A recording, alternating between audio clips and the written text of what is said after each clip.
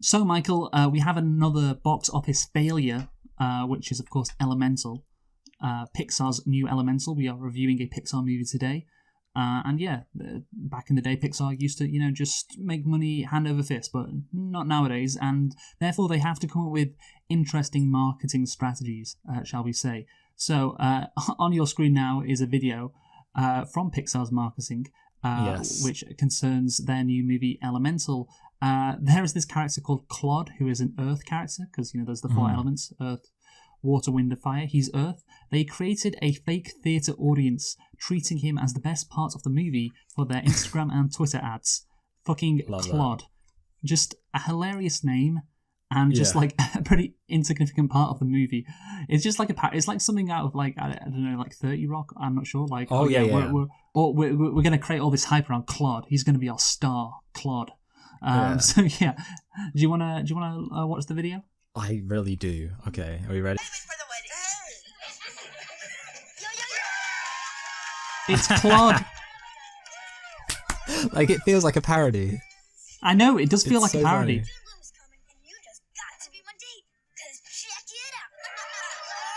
We're going to laugh.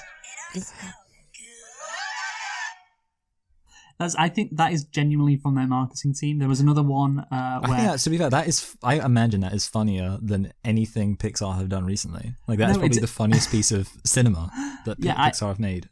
I don't know if it was intentionally funny, like, this is yeah. really, like, shit, so let's do it, and let's hope people pick up on how bad it is. But yeah, no, credit to Pixar, man. They would never do this for A Bug's Life, would they? No, yeah, they wouldn't have. Oh, God. Like, the fat caterpillar. I'm a beautiful butterfly. It's like, yeah!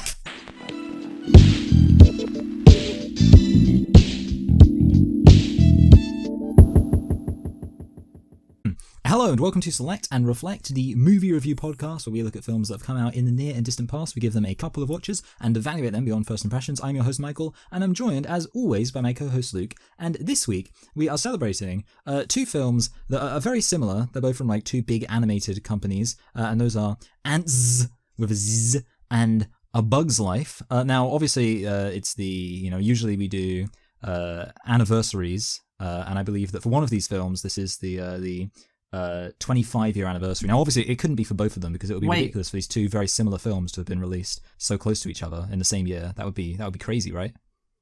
I thought you weren't joking then. I know. Because you sometimes get these kind of things wrong. I know. But yeah, obviously, both these movies, Antz and A Bug's Life, came out in 1998, just like a couple months apart. And the background to this is crazy. And we're going to go through it. So yeah, normally, of course, we start with a movie, go into the details, but we're not going to do that right now. We're going to go into what I like to call, Michael, the insect feud. I guess. Yes, between Antz and A Bug's Life, because of course it all revolves around one man. Who is that man, Michael? Is his name like Lazenger or something like that? No, see, that is the director of A Bug's Life, but why... Oh, okay, sorry, yeah. There's a guy, so I know that there's a guy who left Pixar and he went to DreamWorks. I mean, he might have even founded DreamWorks. And basically, the suspicion is he kind of stole the Bug's Life idea when he kind of left Disney and established DreamWorks. You know his name, right? You know his name. I'll know his name when you tell me. It's Jeffrey... Eisner. No. Katzberg, right? Katzenberg, yeah. Katzenberg, yeah, okay, yeah. I do know, yeah. Jeffrey Epstein. Yeah. The only thing he stole was children's innocence. So let's get into this insect feud then, shall we? So development of Antz began in 1988, when Disney pitched a film called Army Ants about a pacifist worker ant teaching lessons of independent thinking to his militaristic colony. Sounds like a great movie. That's more similar to Antz. Meanwhile, Jeffrey Katzenberg... had left the company in a feud with CEO Michael Eisner over the vacant president position after the death of Frank Wells. Katzenberg would later go on to help co-found DreamWorks with Steven Spielberg and David Geffen. What a great bunch of lads. And the three plan to rival Disney. God, Walt Disney, from his grave, he must be spinning in his grave seeing three Jewish people try to rival his company. This vendetta goes deep. Yes. Production began in May 1996. DreamWorks had contracted Pacific Data Images in Palo Alto, California, to begin working on computer-animated films to rival Pixar's features. During its production, a controversial public feud erupted between Jeffrey Katzenberg and DreamWorks, and Steve Jobs and John Lasseter of Pixar, due to the production of their similar film, A Bug's Life, which was released a month later. In general, both Antz and A Bug's Life center on a young male ant, a drone with oddball tendencies who struggles to win a princess's hand by saving their society. So yeah, those are the similarities right there, of course. Lasseter and Jobs believed that the idea was stolen by Katzenberg. So, this is where it gets interesting. Katzenberg had stayed in touch with Lasseter after the acrimonious Disney split, often calling to check up. In October 1995, Lasseter visited Katzenberg, and they discussed their plans for Bugs in detail. Lasseter respected Katzenberg's judgment and felt comfortable using him as a sounding board for creative ideas. Lasseter had high... Yeah, you see the betrayal coming here, Michael. It's fascinating. Yeah, I don't like where this is going. Yeah, Lasseter had high hopes for Toy Story, and he was telling friends, like Katzenberg, in the tight-knit computer animation business to get cracking on their own films. He said, if this hits, it's going to be like space movies after Star Wars for computer animation. I should have been wary, Lasseter recalled. Jeffrey kept asking questions about when Bugs would be released. Yes, because he wanted to win that battle and release it first, I guess. But yeah, so basically, Katzenberg comes over, Lasseter is, I guess, talking to him about Toy Story, which is being released like in a couple of months in 1995. Yeah. And then he's like, hey, this is really good, this Toy Story. This is going to be great for computer animation. And, he was telling Katzenberg, like, hey, you own DreamWorks, this computer animation company, you should get cracking on these... Oh, sorry, this animation company, you should get cracking on computer animation as well. Because, of course, they had the Prince of Egypt, did DreamWorks, but the Prince of Egypt, of course, that was... hand-drawn.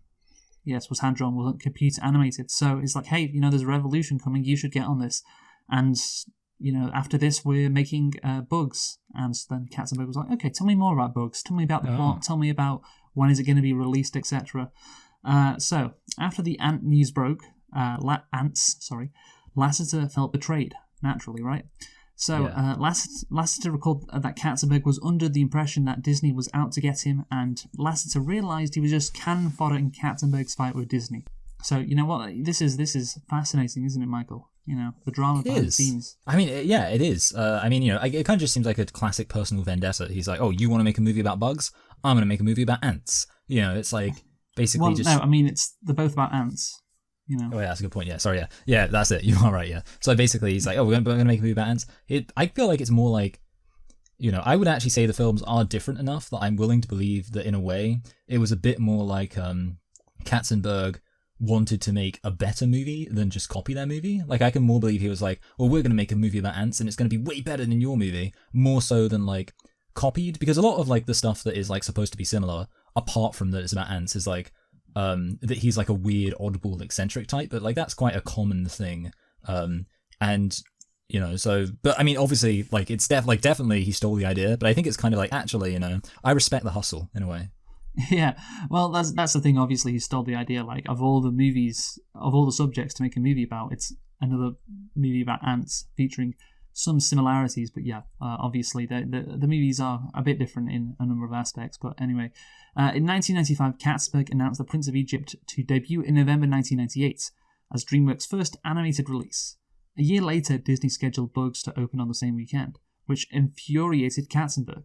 Katzenberg invited Disney executives to DreamWorks to negotiate a release date change for Bugs, but the company refused to budge. Katzenberg suddenly moved the opening of Antz from March 1999 to October 1998 in order to successfully beat A Bug's Life into cinemas. So, there you go. I guess, Katzenberg was pissed. And, you can, like, The Prince of Egypt, the first animated movie from DreamWorks, it's this very exciting, moment for them. Pretty and good Disney, movie, like a really good start. Yeah, and Disney are like, you know what, we're going to put A Bug's Life right on the same weekend. And so, yeah, you can imagine Katzenberg being pissed. You may think, well, he's an awful guy for betraying his friends, stealing his idea, but look at what they were doing at Disney. Look at what they were doing, So, I can understand why he hated Disney given what they did. And of course, then he moved Antz up to, get it out before A Bug's Life. So, David Price writes in his 2008 book, The Pixar Touch, that a rumor never confirmed was that Katzenberg had given PDI rich financial incentives to induce them to whatever it would take to have Antz ready first, despite Pixar's head start. So the final product of both films are generally perceived to contrast one another in tone and certain plot points. This is what you were saying, Michael, right? That is the case. When they were angry, they were making Prince of Egypt, Antz, Shrek, and then they stopped being angry and the films got worse. Yeah, no, I think Antz is a pretty solid film, as we'll get into now. So we're going to talk about Antz first, because it came out first, of course, thanks to Katzenberg's efforts. And I think there's just more to talk about with Antz because of the social and political satire as well. And then we will look at A Bug's Life, which, again, I think is the least interesting of the two, and also came out after. So first off, Michael, and of course we'll compare Antz to A Bug's Life throughout the reviews as well to see the differences and what we like better, what we don't like. So anyway, shall we talk about Antz first, Michael? Hello and welcome to Select and Reflect, the movie review podcast where we look at movies that have come out in the near and distant past. We give them a couple of watches and evaluate them beyond first impressions. I'm your host, Michael, and I'm joined as always by my co-host, Luke. And this week we are looking at the DreamWorks film Antz to celebrate its 25-year anniversary. So Luke, why don't you tell us a thing or two about Antz? Sure thing, Michael. So Antz is a 1998 American computer animated adventure comedy film produced by DreamWorks Animation. It's its debut film. And Pacific Data Images, released by DreamWorks. The movie was directed by Eric Darnell and Tim Johnson. The screenplay was by Todd Alcott, Chris Welts, and Paul Welts. The movie stars quite a list of famous characters or famous actors for these characters. I noticed that, going through the Wikipedia page, they definitely got the stars in to promote this movie as much as possible. Yeah. I think. Yeah, I think that's the case. So it stars Woody Allen. Of course, it stars Woody Allen. So Woody Allen, Dan Aykroyd, Anne Bancroft, Jane Curtin, Danny Glover, Gene Hackman, Jennifer Lopez, John Mahoney, Paul Mazursky, Grant Schaud, Sylvester Stallone, Sharon Stone, and Christopher Walken. Yes. How about that? Yeah, some real stars there. The movie was released on October the 2nd, 1998 in the United States. So yeah, October 2nd, 1998. Remember that date. And Michael, can you guess the budget for Antz? Yes, the budget was. Well, they must have spent a lot of money on it to try and rush it. But I don't know, god damn it. It cost $100 million. Oh, you know what? I'm going to have to give it to you. Yeah, I was going to say, if anything, I feel like I must have gone, if I would have gone anything, I would have thought it would be under, because surely, actually, now I think about all of the stars and the fact they were rushing it, but I don't know, what is it? Oh, really? No. Now, so here's the thing, on Wikipedia it says 42 million to 105 million. Oh, wow. The thing is, that's quite a big difference, and I think the 105 million could be including marketing. Yeah. Well, let's assume not. 42 million was the original budget. So yeah, you definitely went more than double. You have to remember this is an 80-minute movie. Still, it's only 80. True. It's only 80 minutes. The CGI isn't that incredible. But yeah, I guess because it's 1998. But yeah, I didn't think it would cost that much. But yeah, the stars certainly pushed it a bit higher than you would maybe think. But clearly not according to you actually. So yeah, I'm going to let you off because who knows, whatever. I don't know why there is such a big range between the possible budgets, 42 to 105, but there isn't a range for the box office. Michael, can you tell me how much Antz made? Yes, it made approximately $350 million. Oh, you have gone more than double. Damn it. Yeah, that's the thing. This movie isn't as fondly remembered as A Bug's Life, which I think, is a bit of a travesty, because it only made 170 million. Oof.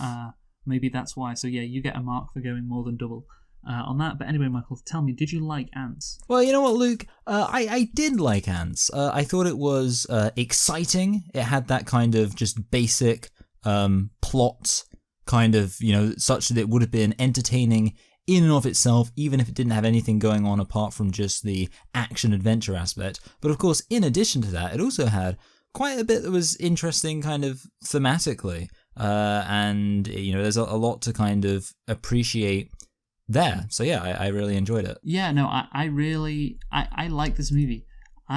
I was surprised by how much I liked it because going into it, I'd seen Antz like years ago, probably on TV, when I was a kid, and I didn't really jive. I think with the animation, didn't understand the story or the themes, I guess, as much as today. While watching it, so I was like, okay, I hope this is okay, and of course it didn't gross as much as A Bug's Life. It's kind of been forgotten, like A Bug's Life, I guess. But then when you start watching it, you're like, oh yeah, this is actually quite interesting. This is actually quite fun. Yeah, Michael, how many nitpicks do you have? I've got just one nitpick.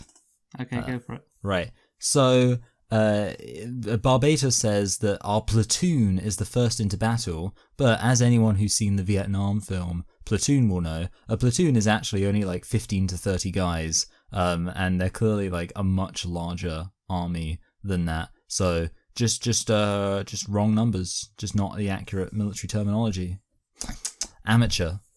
Yeah, no. Or absolutely. alternatively, maybe ants have a different military structure. I mean, actually, you know what? Now I think about it, maybe it's actually a clever thing because, like, ants of like there are so many of them, like the whole like there are millions of them. Maybe for them, like the thousands of people in that army is actually considered quite a small group. But wow, let's not make excuses for this movie.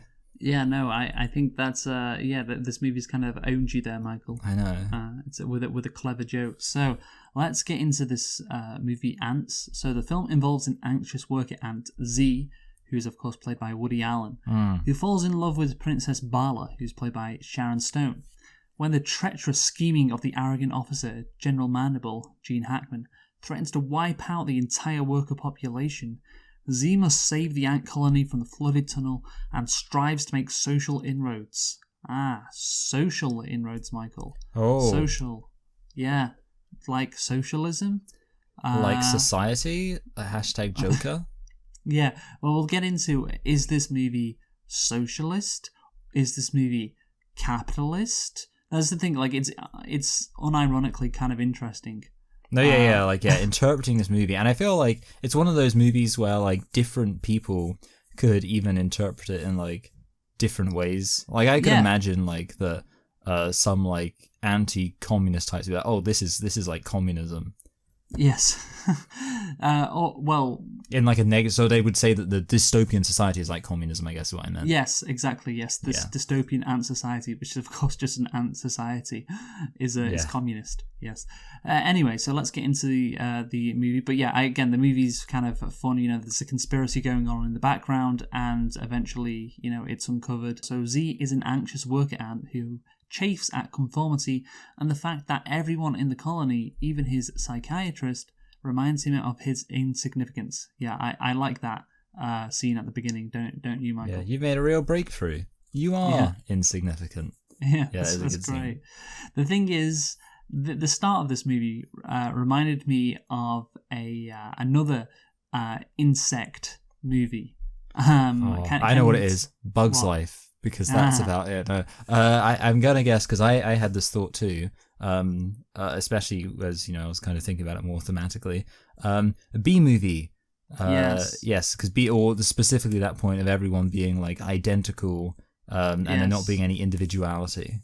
Yes, exactly. And, you have, this scenario again, which Jerry Seinfeld, I think, kind of copied maybe. But I don't know, that's the thing. You have bees, you have ants, like they are part of a hive mind or a colony or whatever. Yeah. So the natural story to do if you are doing a movie based on ants or bees, for whatever reason you decide to do a movie based on those insects, is that they're everyone is the same. There is conformity, and this ant or this bee wants to break out from that conformity. And they want to, break free, as it were. Like the Queen song. Yeah, exactly. And of course, they both have queens, don't they? Wow. How deep does this go? I know. But yeah, obviously, they just want to be themselves. They want to be an individual. That's what Barry B. Benson wanted to be in a B movie. And as does Z in Antz.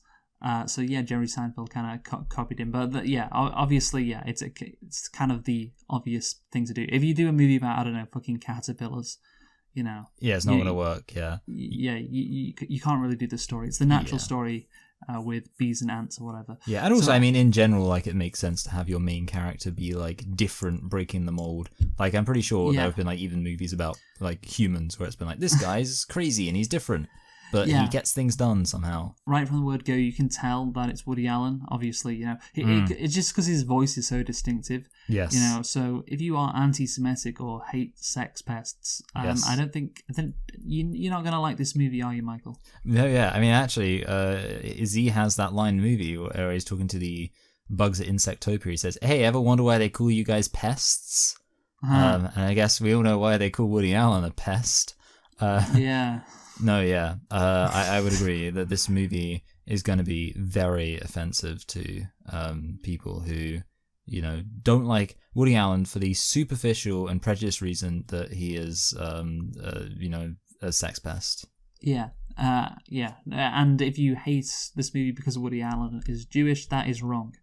Yes, I would agree. Yes, that is a bad reason to hate this movie.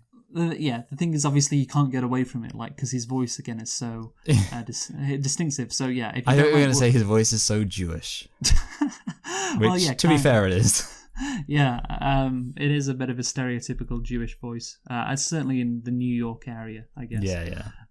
So anyway, while at a local bar one night, Z falls in love with the colony's princess Bala when she visits the bar to escape her suffocating royal life. And this, I think, reminded me of another animated movie, Aladdin. Yes. Did you get that vibe, Michael? Princess Jasmine. Yeah. That whole, like, the rich lady, aristocratic lady is, like, suffocated by the expectations of being aristocratic. It's also a lot like Pirates of the Caribbean. But no, yeah, Aladdin, I think Princess Jasmine, that makes a lot of sense. And also specifically, she goes to, like, fraternize with the rough around the edges louts. Yeah, the loutish ants, yes. Even though Woody Allen is the least loutish ant, Yeah, exactly, yeah. She says she wants, like, a rough guy, but then she goes for, like, him. Yeah, I get what they're trying to do. The princess, she feels trapped. She wants, some backstreet guy, as it were, to sweep her off her feet and show her the world, like in Aladdin, literally. But this time it's neurotic Woody Allen and not, like, kind of charming fucking, what's he called? Aladdin. Yeah, I was really kidding. Yes. Yeah, no, I forgot his, but he calls himself something, doesn't he? He calls himself Prince Ali. Prince Ali, yeah, that's it. Prince Ali, something or some. I got confused. I was like, wait, is that his actual name? No, it's not. It's Aladdin. Yeah. I was about to say Ali Baba, which I think is one of the other, like, characters in the Arabian Nights. Yeah, just go for Ali, you'll get close. Yeah, that's it. Yeah. To be fair, yeah. Yeah. So, the animation style, Michael, we'll talk about that now. So, for me, it does not feel, like, immersive, and I don't really like it, because, yes, look, it's computer generated, of course, and I don't think it has aged well. Now, it was DreamWorks' first attempt, and maybe they cut corners, to beat Disney, did PDI, people DreamWorks hired.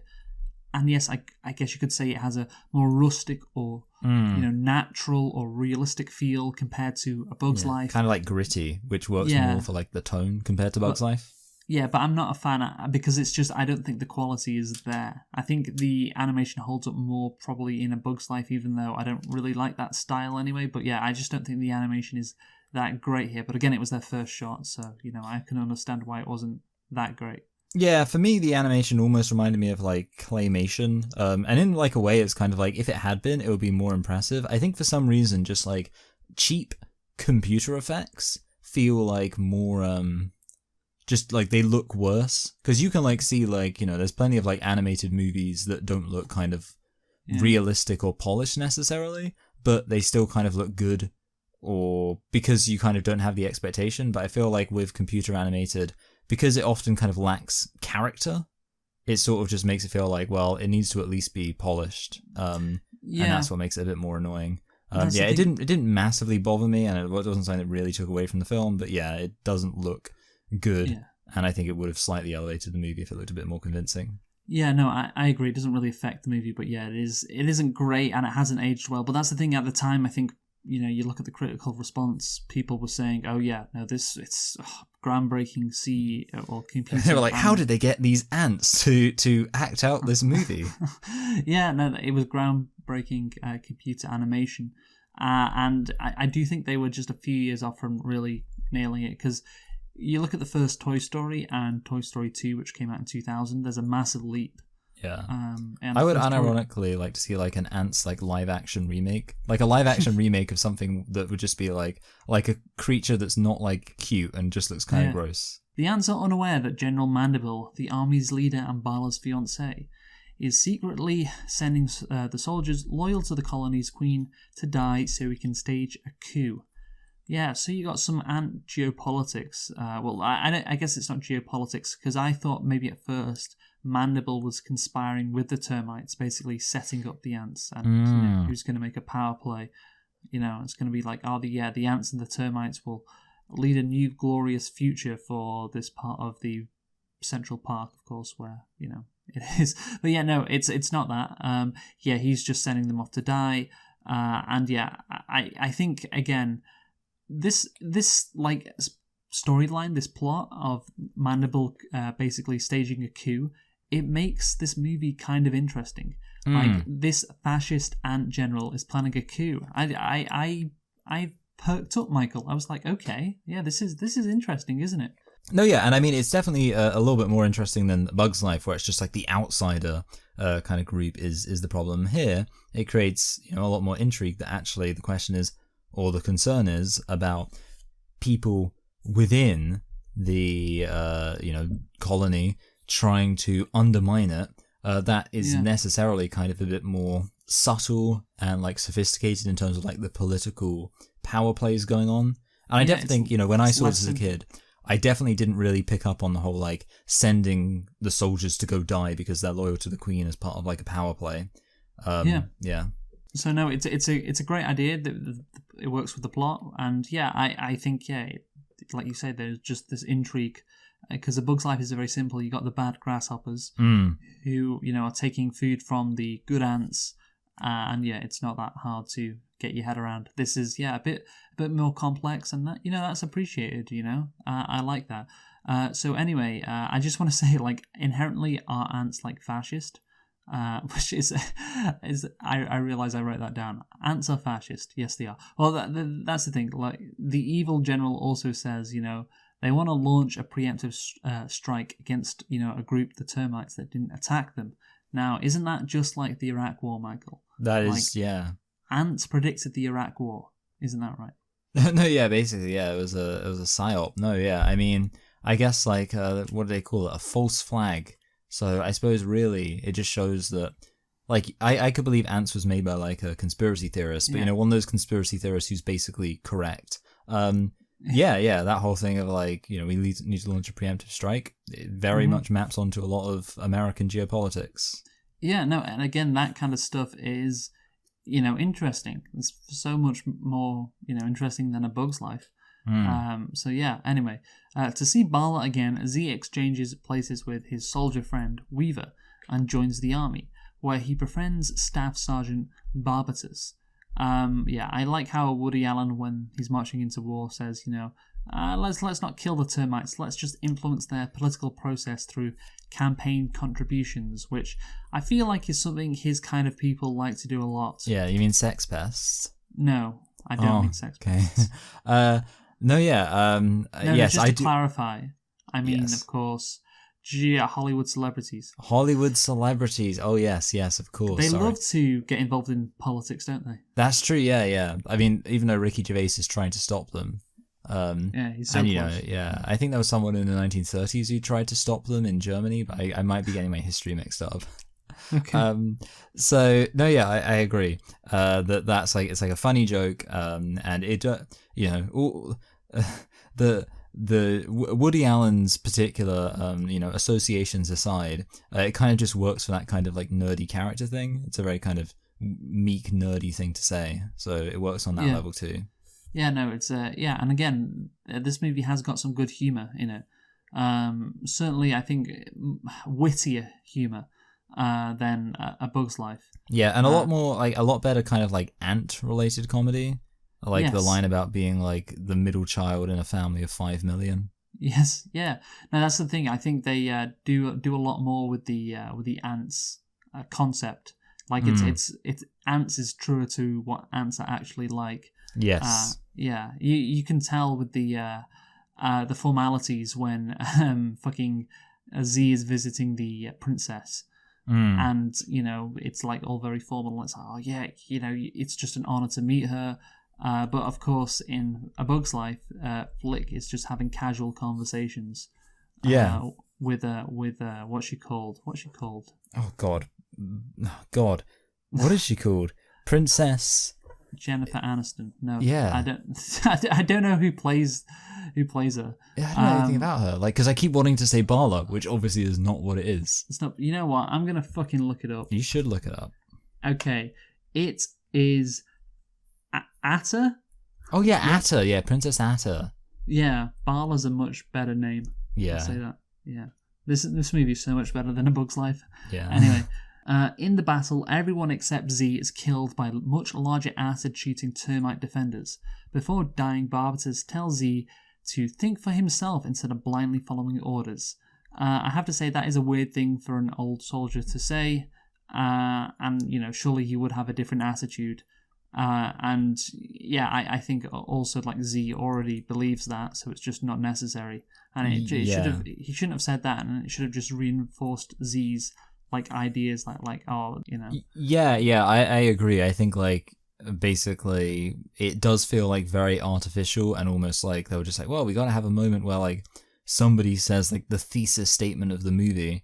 But it just doesn't make sense that would be the character who said it. And to be honest, they didn't need somebody to state the thesis statement of the movie because they do a good job presenting it. Apart from that, so I agree with you. Unnecessary and doesn't really make much sense. Yeah, very very unnecessary.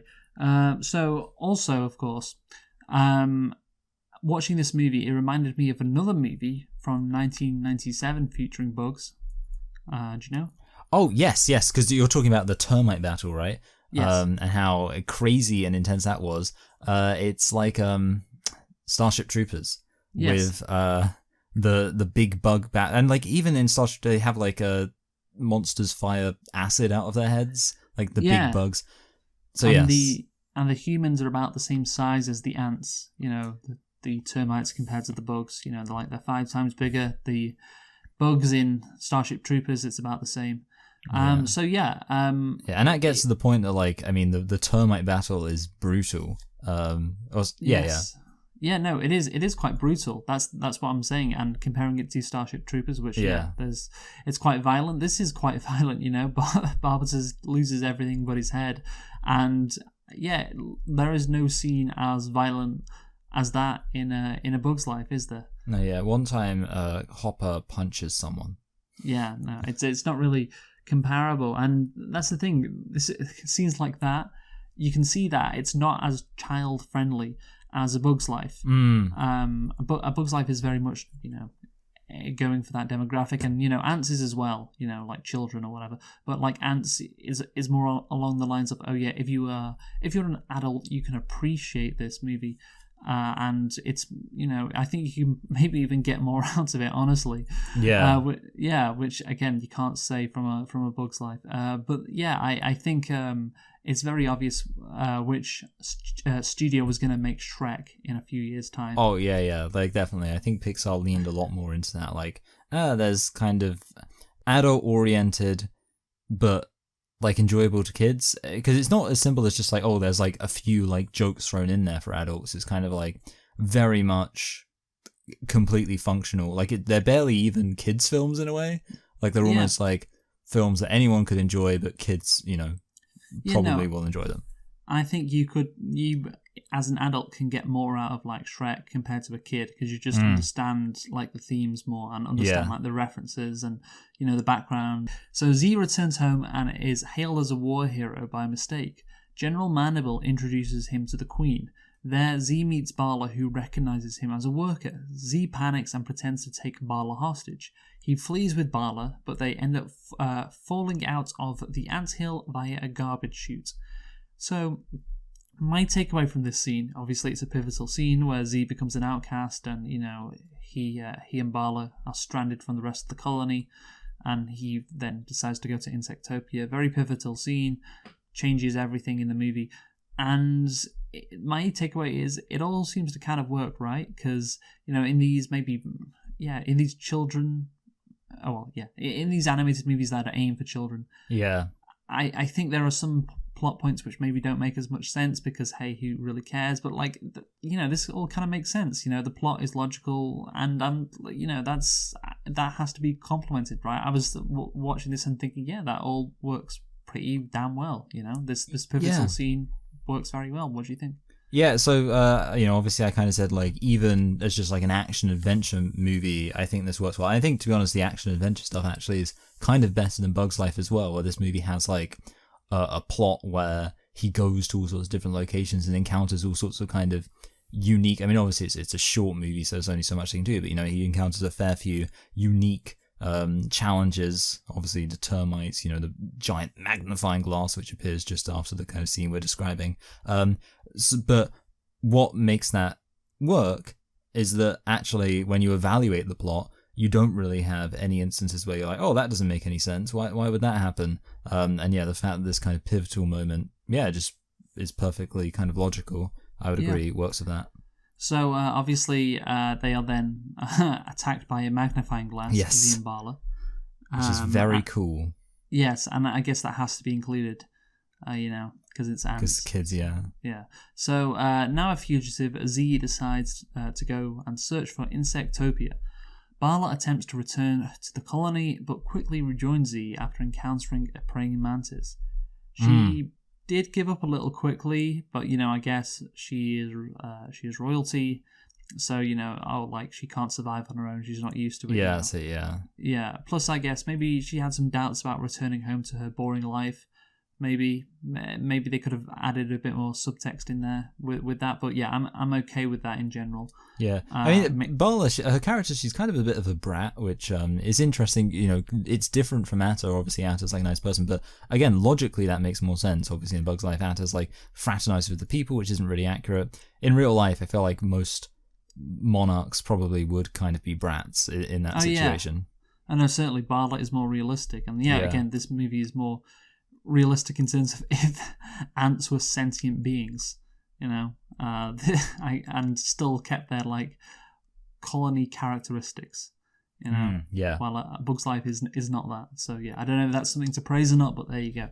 So let's talk about socialism now, Michael. Yes. So Z's act inspires the workers and some soldier ants, halting productivity. One of the ants says the workers control the means of production, and Z is leading a revolution. The socialist propaganda begins, Michael. Yes. Yeah, all the kids who watch this movie will be voting for Bernie Sanders in 20 years' time. They will. Yeah, they will be. No, yeah, I think. Definitely, it is obviously. It does have that kind of. The fact that this kind of caste system they have, where you've got a whole race of worker ants, and you have another group of ants who just by birth basically just get taken care of and get to exploit the means of own the means of production. It basically does present a socialist situation and a socialist criticism of that. It is a socialist criticism of I guess workers being exploited. It presents a kind of a solution which socialists would agree with, which is go on strike, which basically the ants do. Yeah. And because they go on strike, of course, Mandible first he declares Z a war criminal, and but the thing is he promises the workers rewards for completing the megatunnel. He said they can have a day off, and that's how workers got the weekend, isn't that right, Michael? Yeah, exactly. Yeah, it's a great bit of parallel. Yeah, so it's this movie kind of is in this instance kind of promoting socialist I guess talking points. I guess it's which I guess it. So Z and Bala come upon a human picnic, and they are baffled by the wrappings on the food. But Muffy and Chip, a married couple of liberal wasps, condescendingly befriend them and try to help break the rappers. Yeah, it says that, by the way, on Wikipedia, liberal wasps. Really? That's interesting. Yeah, the movie even makes fun of libs in a cool socialist way, Michael. Yeah, and also, of course, like WASP, like, white Anglo-Saxon Protestant, like that makes sense as well, yeah. Yeah, exactly, yeah. So, yeah, what was great in this scene, of course, the stumbling upon the picnic, this is a great chance for product placement, isn't it? Oh, yeah. You see Pepsi and Reebok and everything, yeah.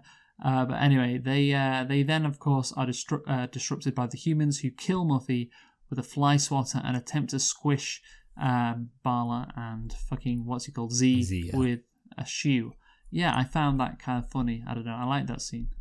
Yeah. I mean, it was basically just kind of like a action scene. But yeah, obviously, I guess you got a bit of subversion with that as well, like the way he like is swinging and he just gets stuck in the thingy, the bubble gum. Yeah, I like when they see the penny. It's like, who the hell is that? Yeah, no, it's again, it's got some interesting humor, which again I would say is better than A Bug's Life. Anyway, Z rescues Bala from the sneaker, and the two ants find Insectopia, a trash can overfilled with decaying food. Bala begins to reciprocate Z's feelings, and yeah, I just put this is so much better than Zootopia. Oh yeah. Fuck Zootopia. It's all about Insectopia. But the thing is, they could have spent more time there in Insectopia. Yeah, they kind of are just there. Like I realized that because obviously they use a montage, which is a classic way of being like, oh, we got to show it's good, but we can't really focus too much on it. That's the thing. I said this before watching A Bug's Life. If they wanted to make it a real Pixar thing, they could have made it, an insect society more like a human society. Instead, it's just like a trash can, and there's not like buildings and so on. No, yeah, it's pretty basic. Yeah, which again is what A Bug's Life does. They go full Pixar, and they fucking have a restaurant or whatever. Yeah. In Insectopia, they actually have like a city, like how humans live. So yeah, I'm guessing they didn't spend too long there. I thought the reason was because it may have been a bit too expensive with the computer animation, because you'd have to animate quite a lot compared to just like dirt, which is that's why it's easy to animate the colony. But anyway, so Cutter, who's of course played by who, Michael? That's the one who's played by Christopher Walken, and you can of course tell by his voice. Yes. So he arrives at Insectopia and flies Bala back to the colony, where Mandible reveals his plan to her about restarting the colony with her as his queen. So I'm interested in Mandible's motivation, Michael. So is Mandible basically Ant Hitler? Well, yeah. I mean, I've always thought the interesting thing about this film is that it very much does show socialism in contrast to fascism. Because while like this movie is socialist, interestingly, the alternative it shows isn't really capitalism. I mean, obviously, fascism and capitalism and fascism are kind of the same. Capitalism and economic system under fascism, but obviously, the main kind of threat comes from basically that idea of like we need to have the Übermensch, the superior ants, be the ones who are in a position of power, and the ones who basically make everything better. Yeah, and this is why you need socialism, because you can't have the I guess Übermensch ants, or the ants who think they're the Übermensch, exploiting the worker ants, because they'll basically think of them eventually as useless eaters, as it were. Well, I've always said that the fundamental difference between fascism and socialism is that socialists believe that basically everybody has something worth contributing to society, and it's good that everyone has like an opportunity to basically express themselves and contribute something. And fascism obviously says no, there are some people who need to be at best disenfranchised and at worst killed. Yes, well, that's what he's doing, because he's Ant Hitler Mandible. He's weeding out the weak. And the movie kind of goes for it, but not that much. Yeah. Maybe. Have you heard do you know the quote by Hitler one time? He said like, if you had 1 million people and you killed the weakest 100,000, you would end up with a society of 900,000 that was stronger than the society of 1,000,000. So like that's like fascist logic. Like basically, the weaker people, if you like to use that language, aren't just not as good; they're actively holding things back. Yeah, no, exactly, and that is what Mandible says. It would be good if he said that like explicitly, so it's like, oh yeah, this is Ant Hitler. That would have made him an even better villain. But yeah, maybe obviously Antz didn't want to go too far with it. The other thing I wanted to say, sorry, about like the whole fascism thing, because I want to mention at some point, did you clock that there was a sign early on in the movie that said "Conquer idleness"? There was like a propaganda sign in the background. I did not know. Yeah, okay, so there's a propaganda sign in the background that said "Conquer idleness." And I was thinking, like, you know, I can imagine like some, like a libertarian type might be like, oh, you know, actually that sounds like kind of socialist, like Stalinist propaganda, things like that. But I think like obviously the thing about this film is it's important that the bad state is fascism, because obviously fascism will often appropriate the language of socialism. So like that idea of like having, you know, because you could have like, you know, in the Soviet Union, like a sign that said "Conquer idleness," but you know, obviously the point is you can also have that under fascism. But yeah, I thought that sign was like interesting because, and also that sign, like that was a moment. So it's interesting you didn't see that, because for me that was actually a moment I was like, oh, that like elevates the movie even more, because it's like they just had that like subtle, and it's like when they're in the worker room and there's a little, you know, like in the hole, and there's a little sign behind it that says "Conquer idleness." Okay, that's interesting. So. Basically this movie, again, we're talking about fascism and socialism, again, in a fucking ants, and an animated movie about ants, so there's just like all the kids were when they left the cinema back in 1997. Right? But yeah. A drunken Chip flies Z back to the colony and frees Bala. They both discover that Mandible's megatunnel leads straight to the puddle next to Insectopia, which Mandible will use to drown the Queen and the workers at the opening ceremony. I like that this is the plan, because it has been in the background this whole time. You know, that is what Z has been working on at the beginning, and it doesn't feel like this plan or idea has come out of nowhere, you know? It's constantly been in the background. So again, like a really good tight plot. It's really good. Bala warns the Queen. While Z attempts to stop the workers in time but fails, Z and Bala unify the Queen and the workers into building a ladder towards the surface as the water rises. Z tells the workers to think for themselves and not blindly submit to authority. Now that, of course, Michael, may seem like, anti-socialists. Yes. But as we know, the only true form of democracy is a socialist one, where each person has actual power to influence things and their own lives, rather than having less influence than another, you know, being or ant in this case, because they are lower in a hierarchy, you know? Again, this movie is very hierarchical, you know, obviously, you know, and this movie is kind of think for yourself. It's a rejection of authority. It's a rejection of, you know, the hierarchy, and that's why I don't think, you know, this is you could say, oh, that's a capitalist statement. I'll think for yourself, be your own individual, you know, don't be a socialist, don't conform. But I think it's more, it's like a rejection of this hierarchy. Again, maybe I don't think maybe fucking DreamWorks, you know, thought too much about this. I don't know, but it's because it's a natural theme, obviously. Like, this ant wants to become an individual.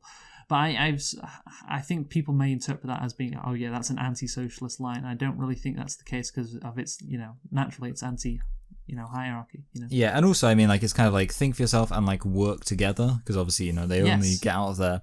Like, that's the thing. If every single person is just trying to like save themselves, and not work together, they wouldn't have actually got out of there. So exactly. It is fucking socialist more than like capitalist, I would say, even though it may not seem that on the surface. So the ant workers, of course, you know, they did incredible things as well. They helped themselves together, you know, as one, thanks to Z's stirring Jeremy Corbyn-like speech. Yes. The workers are not weak, Michael. The workers are not weak. You know, the workers are strong. You know, yes. And if that's not socialist, I don't know what is. So Mandible gathers the soldiers on the surface and gloats he has created a new colony where only the strong survive. Then the worker ants break through the surface. And I think that is a really nice visual. When he holds up his hand. Yeah, and or then, like, just them. Yeah.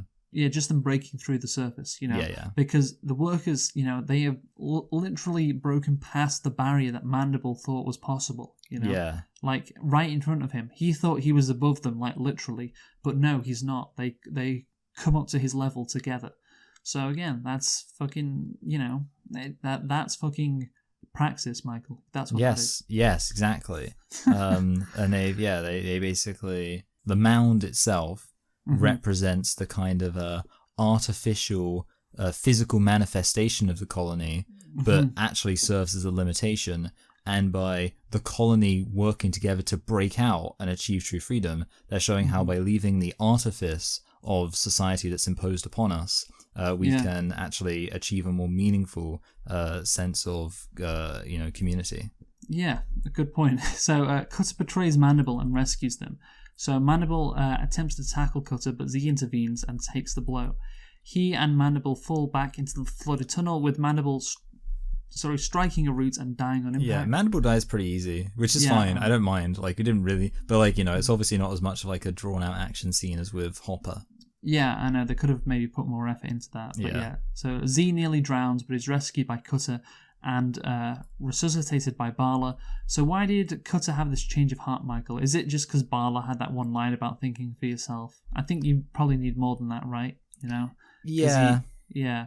Also, I like how the other soldier ants were just about to commit genocide, and now they're helping the workers.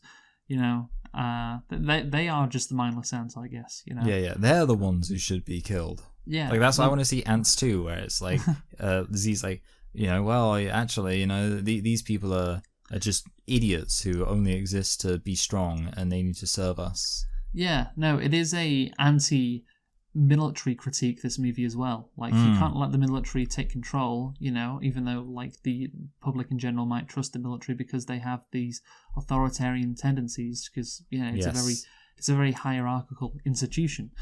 So yeah, they will just commit genocide, I guess. That's what the ants are doing against their fellow ants. It's like when the general after the British general after Corbyn won the Labour leadership, he suggested that there could be a coup if Corbyn won an election. Yes. Yeah, it's like, you got to watch out for those guys. So Z is praised for heroism, and he says, we did it, not me, we. Together they rebuild the colony, and Z narrates that he is finally content with his place in the world. The camera then zooms out to show the anthill in Central Park in New York City, because it's a Woody Allen movie, so of course it would have to be in New York, otherwise he wouldn't have signed on, right?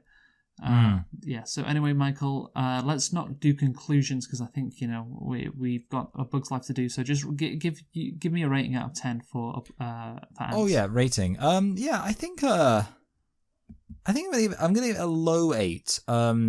Just because I think, like, in order to maybe a bit high, I think it would have had to maybe have been longer, like a bit more exploration. But no, it's really solid. So yeah, I would say that's the case as well. It's really solid. It's an 8 out of 10. Yes. So yeah. Now let's get into A Bug's Life, Michael. So A Bug's Life is another movie that came out in 1998, of course. It is an American computer animated comedy film produced by Pixar, and it's their second feature-length film following Toy Story, directed by John Lasseter. The screenplay is by Andrew Stanton, Donald McHenry, and Bob Shaw. The movie stars Dave Foley, Kevin Spacey, who's more of a sex pest, Kevin Spacey or Woody Allen. That's a weird one, isn't it? Yeah, I feel like Woody Allen, I feel like maybe he embraced being a sex pest more, whereas Kevin Spacey tried to do the whole being gay thing. Yes, okay. Yeah, that's a great description of what happened. Yes. So it also stars Julie Louis-Dreyfus. God, they got some fucking stars out for these Bugs movies in the late 90s. Yeah, exactly. Yeah, wow. Fucking Sylvester Stallone, Julie Louis-Dreyfus, Kevin Spacey. Fucking hell. Woody Allen, of course, yeah. Anyway, the movie was released on November the 20th. So yeah, about a month and a half after Antz. And Michael, can you tell me what the budget was for A Bug's Life? Yes, it was 50 million.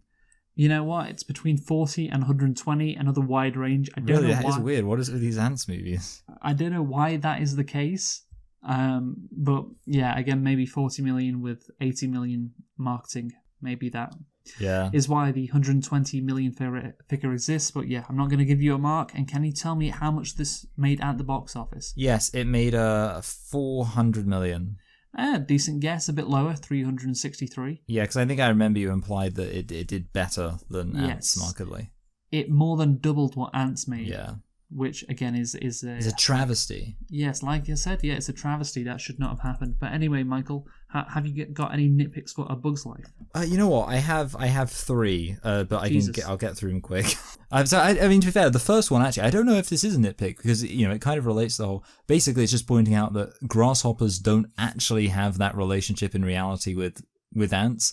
Which is, I don't know if that, because it's kind of interesting because we praised ants for obviously. Is that really your nitpick? Fucking hell. Oh, I don't know. Yeah, but it's kind of I don't know. It's just slightly annoying because it's with these movies about things. Okay. You want it to be more that's a thing, but it's based on a fable, The Grasshopper and the Ants. Oh yeah, I know that one, isn't it? It's about. Although that's a very. Oh yeah, okay, yeah, I do know that. Yeah. Okay. So I know that fable. What's your second one? Okay, so the next one are 2 very obvious ones and short. One, after the accident, they probably should have moved the offering pile away from the river or the pond or whatever. That's a good point. I was thinking that, they're putting it all on the offering pile in the same place. I'm wouldn't it be hilarious? Yeah, just fool me once, shame on you. Anyway, and honestly, finally, a gust of wind should have blown that already. I know, yeah, it's just a stupid place to put it. They only have themselves to blame. Stupid. Yeah, and then finally, and this one's very important, if the grasshoppers is at the end, if the grasshoppers are taking all the food, then squishing the queen is a redundant step, since they're all going to die from starvation anyway. They don't actually have to kill any of the ants, because if they're taking all the food, they'll die anyway. That's great. That's wonderful. So let's get into the plot of A Bug's Life. Oh yeah, we didn't say whether we liked this movie actually. I think that this movie was okay. The plot is just not as engaging as Antz. I was fully engaged in Antz, and I was very interested in where it was going to go. There was intrigue, like we said. There was themes. This lacks both of those things. It lacks the intrigue. It has, I guess, some themes, which are actually. You know what? There is, because you could argue this movie is anti-colonialism. Yes, I was thinking that. That's a very good point. Yeah. Or you could say, again, it is anti-capitalist again, but I think colonialism. This movie is more a parable for colonialism than capitalism. Yeah. And again, it makes sense considering it's made by Disney. But yeah, so I guess there are some themes. So maybe I was a bit too harsh, but yeah, overall, this is a fine movie. Didn't grab me in the same way Antz did. What about you? Yeah, overall, I still think this movie is good, and I would kind of incontrovertibly call it good. Great. But I would kind of think I think the positive of it is that it's quite funny, I would say, and I think maybe in terms of characters it's on par, and it's got a lot more kind of goofy zany stuff going on, which is entertaining in a kind of light entertainment sort of way. Okay, so overall there's still stuff to enjoy in it, definitely. Okay, so in the film, a misfit ant named Flick looks for tough warriors to save his ant colony from a protection racket run by a gang of grasshoppers. Unfortunately, the warriors he brings back turn out to be an inept troupe, or troupe, maybe, of circus bugs. Oh yeah, I think it is troupe, but yeah, you would. Yeah, anyway. The film's plot was initially inspired by Aesop's fable, The Ant and the Grasshopper. And again, it's just a lot more simple. That you got these bad grasshoppers who were taking the food from the bugs or the ants. So yeah, it's not like Antz really. Antz is a bit more complex. So let's get into this movie, Michael. So a colony of ants live in the middle of a seasonally dry creek bed on a small hill known as Ant Island. Every summer they are forced to give food to a gang of bullying grasshoppers, led by Hopper. One day a courageous but clumsy inventor named Flick accidentally destroys the food offering. Hopper discovers this and demands twice as much food as compensation. Flick suggests the ants enlist the help of bigger bugs to fight the grasshoppers. So these grasshoppers basically are gangsters.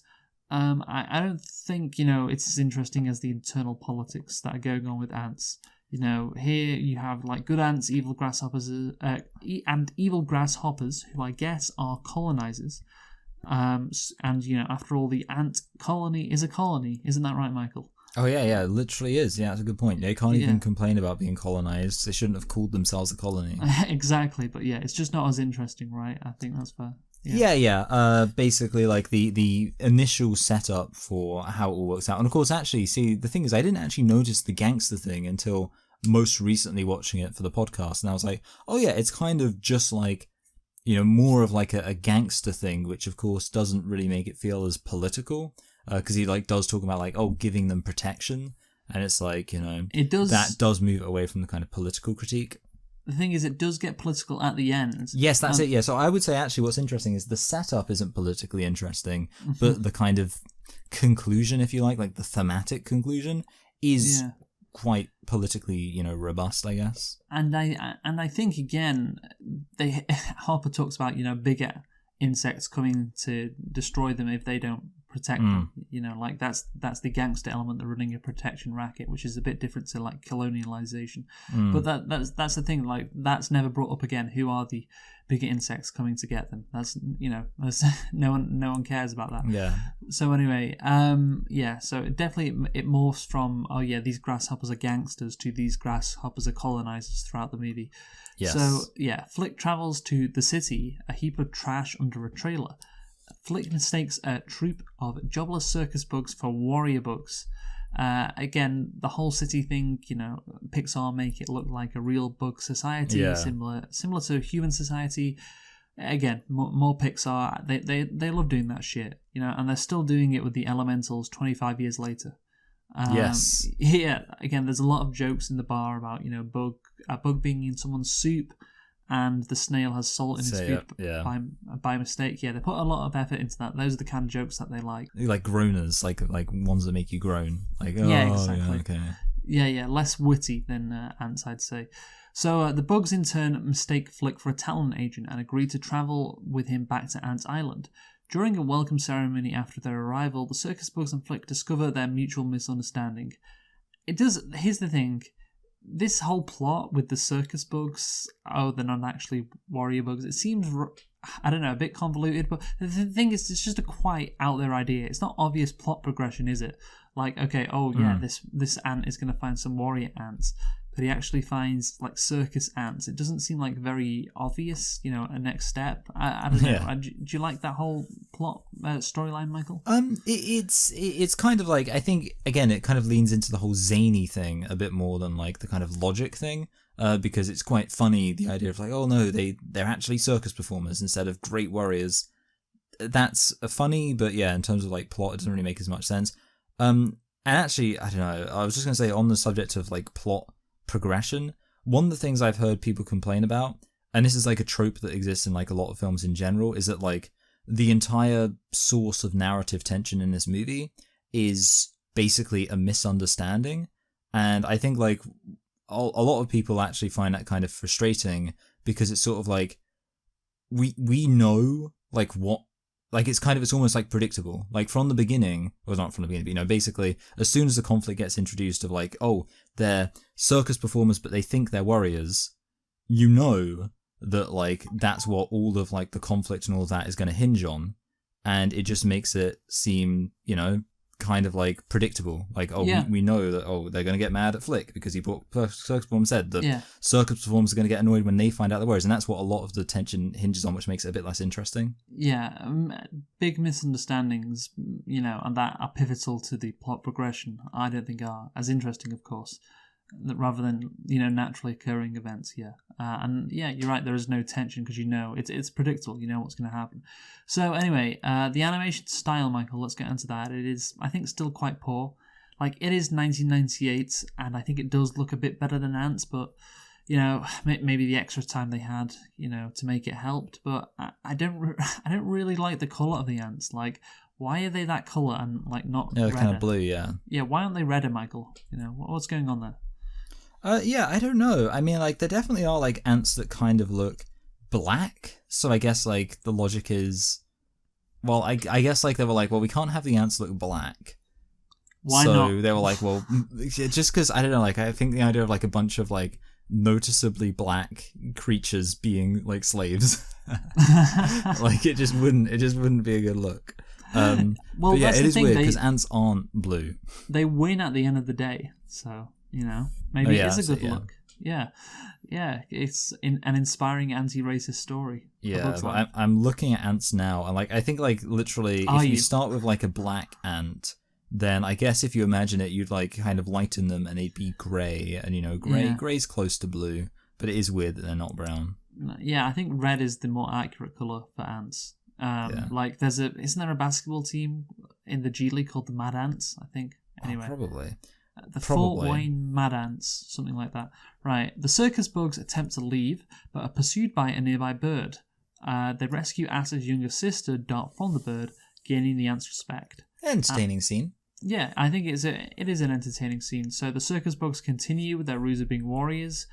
And yeah, I like the scene. It was fun, and my favorite character out of all the bugs, by the way, is Joe Ranth as Heimlich, a large gluttonous caterpillar clown with a German accent in the circus. I'm a beautiful butterfly. I want to be a butterfly.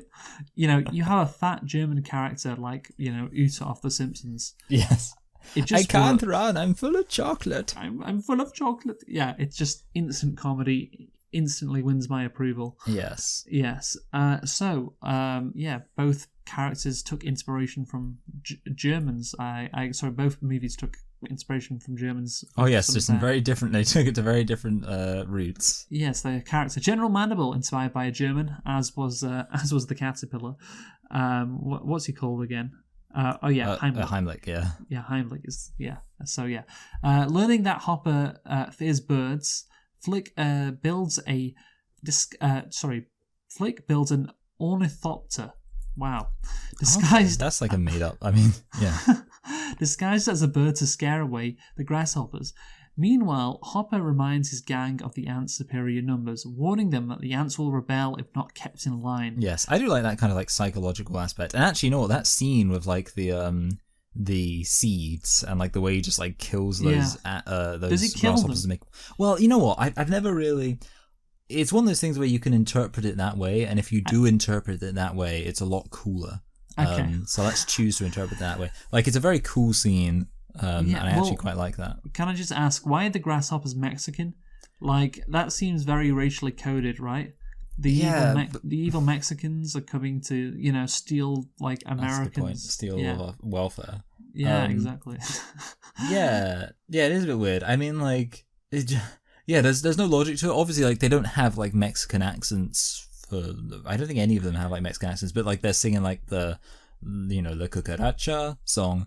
But yeah, so I don't know. I don't know.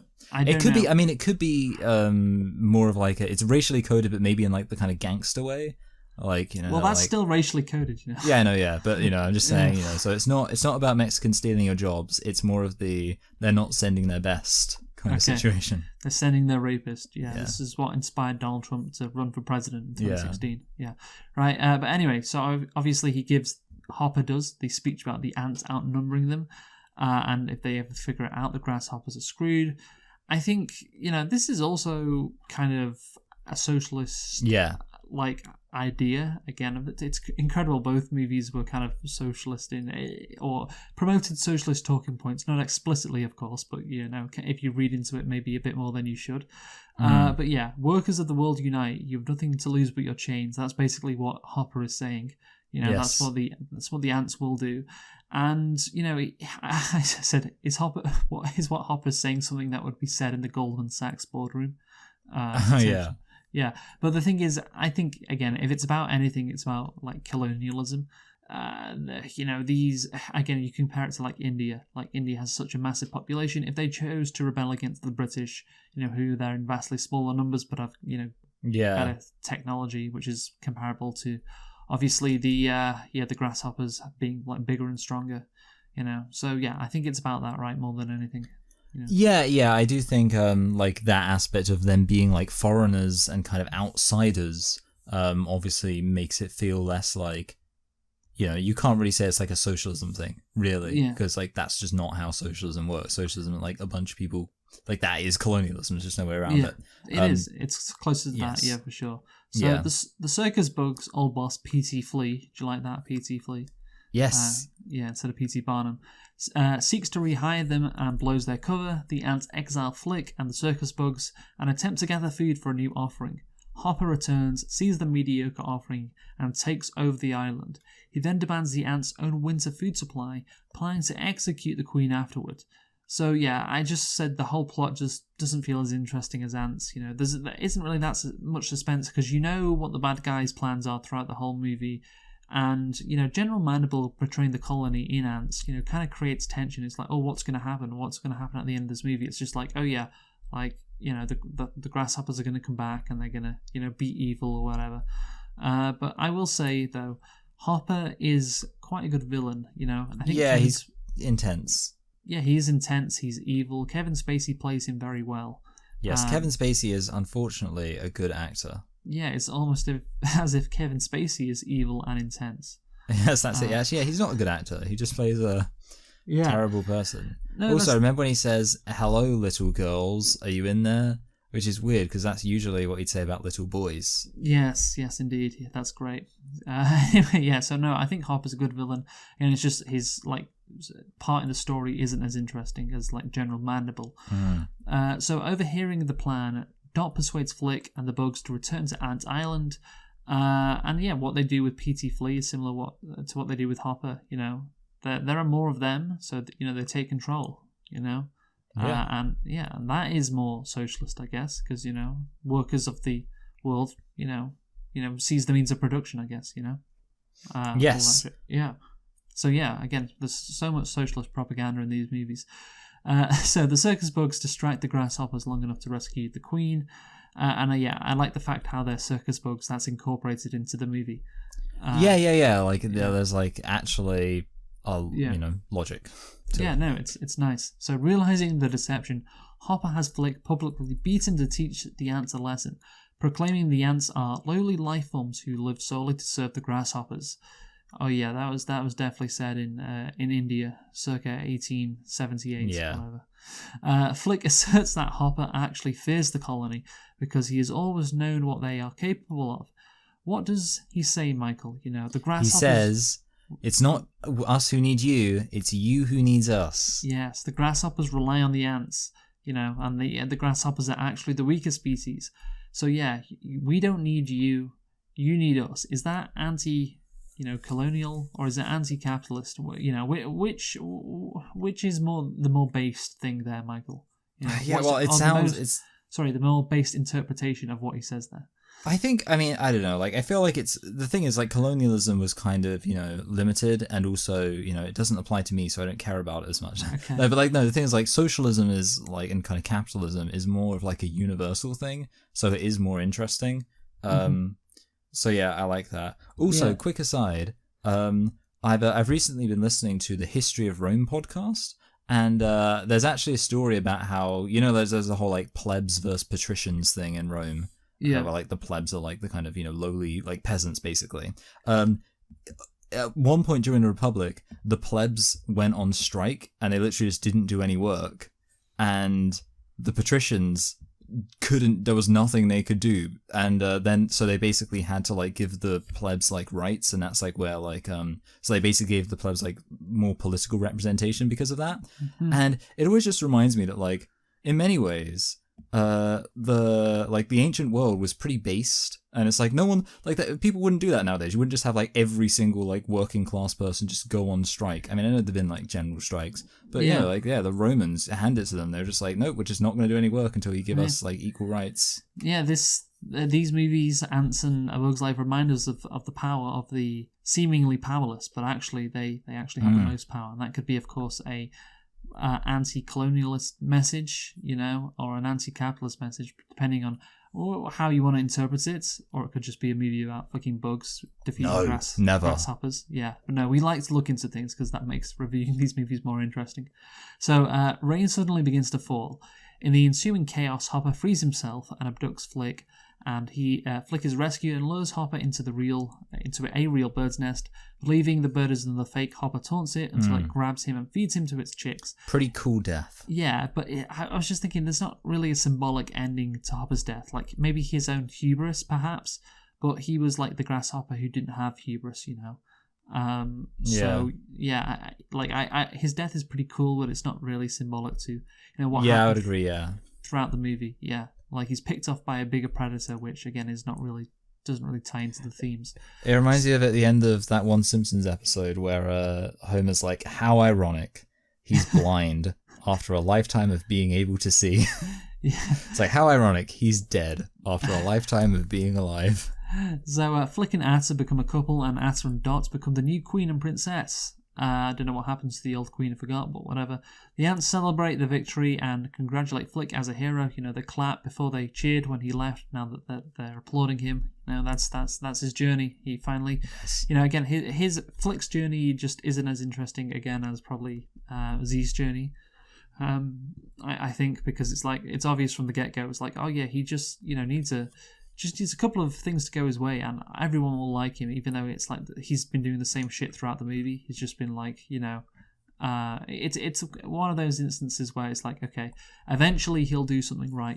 He's so out there, he's got all these crazy ideas. Eventually, one will work. Yeah. Here's to the ones who are crazy enough to believe they can change the world are the ones who do. Great. Yeah, I did have one final thing about the socialism thing, which I thought was kind of cool. Basically, like at the end, obviously, once the workers take over the means of production, they start creating, efficiencies through mechanization to maximize their free time. And I thought I was like, so it's kind of like, because obviously they're all using, what's his face, Flick's like, special harvester things. And it's like that's fully automated luxury space communism. Exactly. Right? Like they're starting to automate I get it. things. Yeah, I get it. Yeah.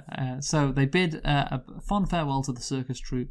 Flick and Atta, obviously, then become king and queen or whatever. The thing is, it seems like a forced romance. Like Woody Allen is definitely better at seducing. Woody Allen's Ant has so much more riz than Flick. Like, give me Z and Bala any day over Flick and Atta. Yeah. Yeah. Because that's the thing. It's like the movie just kind of forces them together because, like, oh, it's the princess and, and... Yeah, I was thinking that, like, when they start to, like, become involved with each other, it does feel a bit like, okay, I guess that's just happening now. Yeah, I guess it feels much more natural in Antz, which, again, is why it's better. So let's conclude, Michael, on A Bug's Life. Let's give it a rating out of 10. What are you going to give it out of 10? I'm going to give it... I'm actually probably going to have to do a little bit of a conclusion to explain, because I'm not so down on this movie. The main thing that holds it back is the kind of, like, the predictability of the plot. But I still think, like, the themes are okay, and the characters are okay, and the comedy's okay. I'm going to give it a middling 7, which is pretty good. But I do think it's entertaining, and, I still think this was when Pixar were making good movies. I don't think it's anything like Pixar's best, but... No, yeah, I'll give it that. I think it's good. And there is, like, the thematic stuff, which, and I think the thing is, like, when you compare it to Antz, it looks worse, but I feel like if Antz didn't exist, and we were just talking about this movie, I think we would be more positive about it, because it does have, like, interesting... I don't know, okay. I don't think I would. I'm going to give it a 6 out of 10. Okay. Like, I think, it's fine. The interesting thing is both films got 92% on Rotten Tomatoes. Oh, really? Yeah, I think that Antz definitely deserves that. A Bug's Life, for me, it didn't deserve... I mean, I'll still give it a positive rating. 6 out of 10, 3 stars out of 5. That's a positive rating on Rotten Tomatoes. Yeah. Yeah, I don't think it deserved to be that high. So yeah, critics have ranked A Bug's Life as Pixar's one of Pixar's weaker releases. It's seen, as charming and ambitious, but others have described it as adequate and appealing to a more younger demographic, which I think is true. Yeah, I'll take Antz all day, every day over A Bug's Life, even though audiences didn't. So yeah, Michael, what are we reviewing in a couple of weeks' time? Next week we're reviewing The Dark Knight. There's not really any connection between the two, so there we go. Yeah. It's just, that's what we're doing. Oh, well, it's the, what is it? Is it the 15-year anniversary? Of Oppenheimer. And yes. the 15-year anniversary of Oppenheimer, A Dark Knight. And we have already reviewed Batman Begins, so whatever. So yeah, join us for that Christopher Nolan movie. Should be good. Who have you been, Michael? I've been Michael. I've been Luke. Thanks for listening, and goodbye. Goodbye.